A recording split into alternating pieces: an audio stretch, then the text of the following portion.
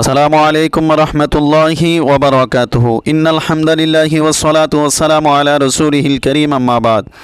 সম্মানিত বন্ধুগণ, দূরের এবং কাছের যারা আমাকে দেখছেন সকলকে আন্তরিক মোবারকবাদ।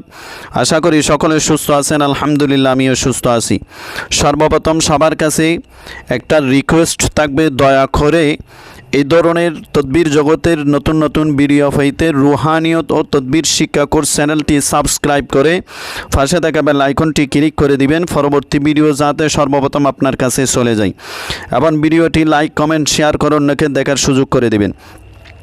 আপনাদের সামনে যে আমলটা আজকে বলতে যাচ্ছি, সেই আমলটা হলো রিজিক বৃদ্ধি ও পার্থিব সম্পদ লাভের আমল। এখানে তিনটা আমল রয়েছে, একটা হলো নকশা, আরেকটা হলো দরুদ শরীফ, আরেকটা হলো আয়াত। যে ব্যক্তি নকশাটা লিখে হাতের মধ্যে ব্যবহার করবে, আল্লাহ বলে ওই নকশার বদৌলতে তার রিজিকের দরজা খুলে দেওয়া হবে।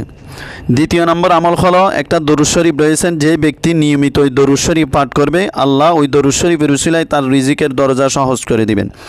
তৃতীয় নম্বর আমল হলো কোরআনের একটি আয়াত, আল্লাহ বলে রব্বানা আনসিল আলাইনা মাইদাতাম মিনাস সামাই তাকুনু লানা ঈদাল লিআউয়ালিনা ওয়া আখিরিনা ওয়া আয়াতাম মিনকা ওয়ারযুকনা ওয়া আনতা খায়রুর রাযিকিন।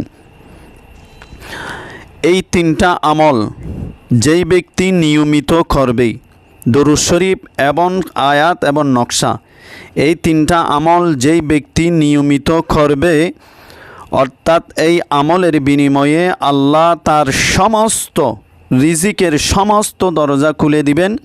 পার্থিব সম্পদ লাভের জন্য যত কঠিন পথ থাক না কেন, আল্লাহ এই আমলের বিনিময়ে আল্লাহ তাকে সহজ করে দিবেন এবং সম্পদ অর্জনের জন্য সহজ পথ আল্লাহ বাতিয়ে দিবেন। আসসালামু আলাইকুম রহমতুল্লাহি ওয়া বারাকাতুহু।